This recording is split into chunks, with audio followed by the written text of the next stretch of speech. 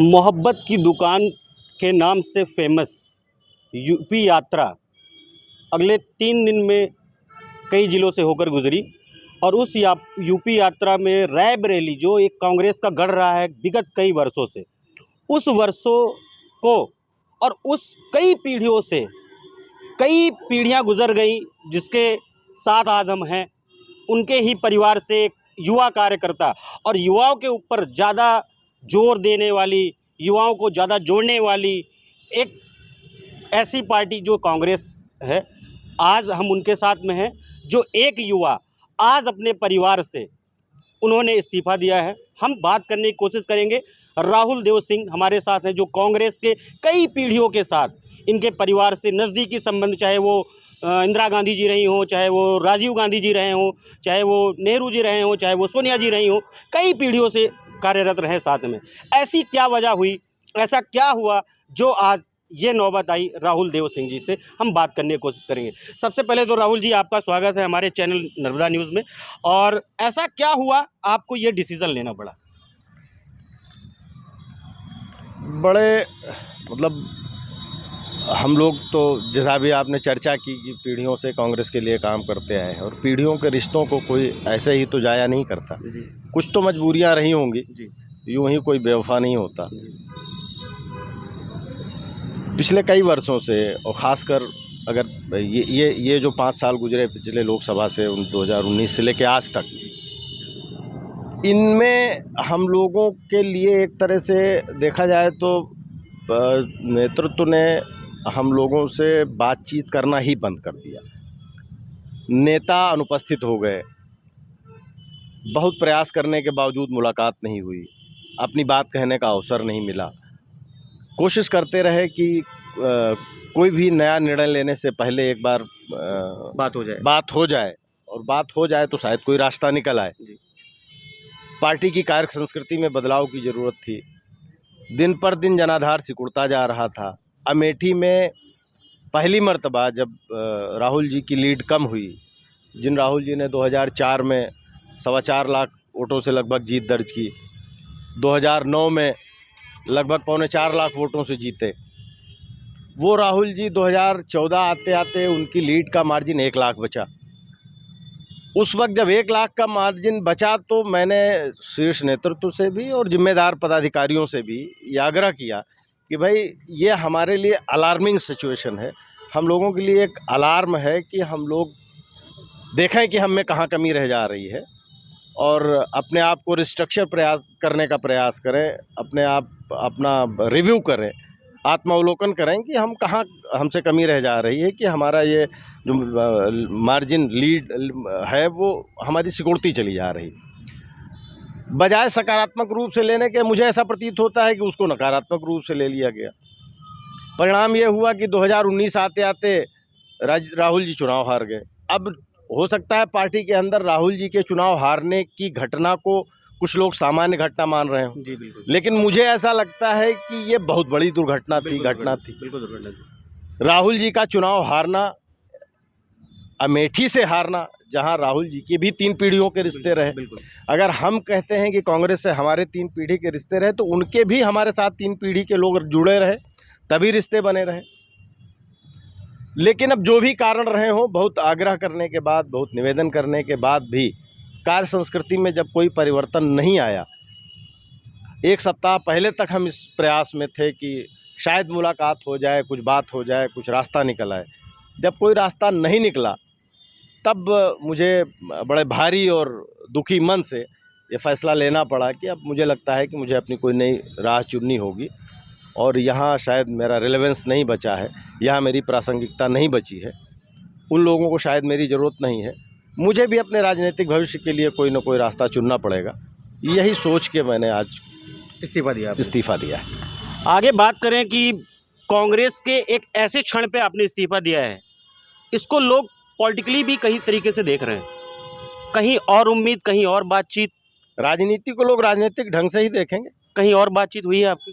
नहीं, अभी मैंने कोई फ़ैसला नहीं लिया है और ये ज़रूर है कि अगर किसी ने अपना हाथ मेरी तरफ बढ़ाया, किसी ने मुझे अपने गले लगाने की कोशिश की, देखेंगे कि हम वैचारिक रूप से उसके कितने निकट हैं।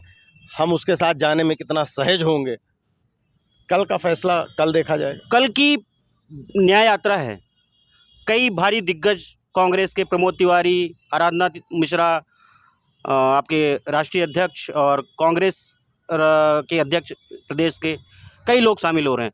तो ऐसी उम्मीद हम कर सकते हैं कि अगर आपसे बातचीत होती है तो क्या वापस से कमबैक किया जा सकता है? मुश्किल लगता है, चूँकि समय कम है, कल का ही समय है। नहीं, कल के बाद भी जो लोकसभा चुनाव में देरी है, अगर बात होती है तो क्या हम उम्मीद समझें कि वापस जा सकते हैं राहुल सिंह? मुझे ऐसी गुंजाइश कम दिखती है, क्योंकि जो मैंने क्योंकि देखा, आपके पास बड़ा कार्यकर्ता है और युवा कार्यकर्ता बहुत है, ये हम लोग बचपन से देख रहे हैं।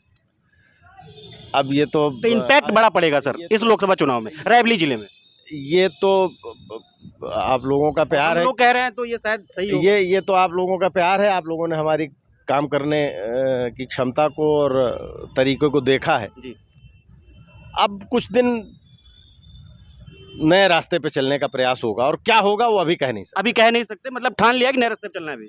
हाँ, लगभग लगभग कई बड़े नेता शामिल हो रहे हैं आज से कल में, और इस हफ्ते में कई बड़े नेता कांग्रेस के और सपा के भी शामिल हो रहे हैं जो बीजेपी में खुले मन से ज्वाइन करने वाले हैं। उस पर कुछ टिप्पणी, और लोकसभा चुनाव को लेकर कुछ टिप्पणी आपकी रायबरेली जिले को लेकर। देखिए, राजनीति जब विशुद्ध राजनीति होती है और चुनाव में हार और जीत एक महत्वपूर्ण पक्ष होता है। जी। जो भी आदमी राजनीति कर रहा है, चुनाव लड़ रहा है, तो उसकी पूरी कोशिश ये होती है, और मोहब्बत और जंग में सब जायज है, एक कहावत है हमारे यहाँ। बिल्कुल। तो जब आदमी जंग में निकलता है तो वो कोशिश करता है कि हम जंग जीतें, और जीतने के लिए उसको जो प्रयास करने पड़ते हैं करता है, और मुझे लगता है करना भी चाहिए। इस इंटरव्यू के बाद एक रिव्यू आने वाला है कि राहुल सिंह देव ने जो पार्टी छोड़ी है, कहीं ना कहीं वर्चस्व देखते हुए कि इस बार रायबरेली में परिवर्तन होने जा रहा है, इस वजह से उन्होंने छोड़ी है। इस पे कुछ? 89 से उत्तर प्रदेश में कांग्रेस नहीं है। 35 बरस तो ये गुजर गए, पिछले 10 बरस ये गुजर गए। हम लोग, हमारी उम्र 49 साल पूरी हो गई। अगर हमको सुविधा के हिसाब से राजनीति करनी होती तो मैं 2014 में भी छोड़ सकता था, मैं 2017 में भी छोड़ सकता था, 19 में भी छोड़ सकता था, 22 में भी छोड़ सकता था। सुविधा की राजनीति हमने कभी नहीं की, सुविधावादी राजनीति। और जो मुझे जानते हैं, चाहे हमारे पत्रकार बंधु हों, चाहे हमारे राजनीतिक क्षेत्र के लोग हों, इस समाज में हर दल के लोगों से हम लोगों के संबंध, चूँकि समाज एक है तो हर दल के लोग एक दूसरे से अच्छे से जानते हैं एक दूसरे को। हर व्यक्ति ये जानता है कि मैं किसी का यस मैन हो नहीं सकता। मेरी अपनी छोटी सी ही सही एक आइडेंटिटी है। विचारों की स्वतंत्रता मेरे लिए महत्वपूर्ण है, और मैं विचारों के अक्खड़पन के लिए भी जाना जाता हूँ। तो ये कहना कि मैंने, अगर सुविधा भोगी राजनीति ही करनी होगी तो करनी होती तो मैं पहले भी कहीं जा सकता था। ये अवश्य है कि कल जो आएगा, उस कल आने वाले टाइम पे कहीं ना कहीं तो हम जाएंगे, कुछ तो हमें करना होगा। तो वो उसको लोग राजनीतिक रूप से, देखिए, राजनीति का पक्ष और विपक्ष दोनों चीज़ें होती हैं। जो मेरे शुभचिंतक होंगे, वेल विशर होंगे, वो मुझे शुभकामनाएं देंगे कि आपने जो किया अच्छा किया। जो मेरे विरोधी होंगे, उनको मेरे छोड़ने में भी कुछ स्वार्थ दिखेगा, कहीं जाने में भी स्वार्थ दिखेगा। और सच तो ये है कि स्वार्थ तो होता ही है, पिता पुत्र के बीच स्वार्थ है, परिवार में स्वार्थ है, पति पत्नी के बीच में स्वार्थ है। तो स्वार्थ से तो इनकार नहीं किया जा सकता। ये जरूर है कि सहज जहां आदमी रहता है वहां जाने की कोशिश करता है। फिर दूसरा महत्वपूर्ण बात ये आती है कि हमें कौन अपनी तरफ लाने का प्रयत्न करता है।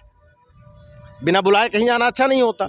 अगर कोई सम्मान के साथ दावत देगा और वो मुझे लगेगा कि नहीं, यहाँ जाना मेरे लिए सुविधाजनक होगा और सम्मानजनक होगा, और तो मैं ज़रूर। सीधा और एक तीखा सवाल, 2024 लोकसभा चुनाव रायबरेली को कैसे देख रहे हैं, और क्या आपकी विचारधारा रहेगी? सीधा सवाल। विचारधारा के विषय मैंने भी बताया कि सीधा सवाल, रायबरेली को कैसे देख रहे हैं, कहाँ जाते हुए देख रहे हैं? देखिए, रायबरेली को मैं घुमा फिरा के आंसर मत दीजिएगा प्लीज। नहीं, घुमा फिरा के एकदम नॉट पॉलिटिकली नहीं। कोई, अब राजनीतिक व्यक्ति से सवाल करोगे तो राजनीतिक जवाब की अपेक्षा रखना ही होगी। लोकसभा चुनाव में क्या होगा, ये तो मैं दावे के साथ अभी कुछ नहीं कह सकता, इसलिए कि क्यों सर, काफ़ी टाइम आप वर्चस्व रहा है, कई पीढ़ियां बीत गई, और आपको बचपन से हमने देखा है कि आप राजनीति में सक्रिय रहे हमेशा। तो रायबरेली की राजनीति पे सीधा सवाल मैंने पूछा है, तो मैं सीधा जवाब मांगना चाहता हूँ आपसे।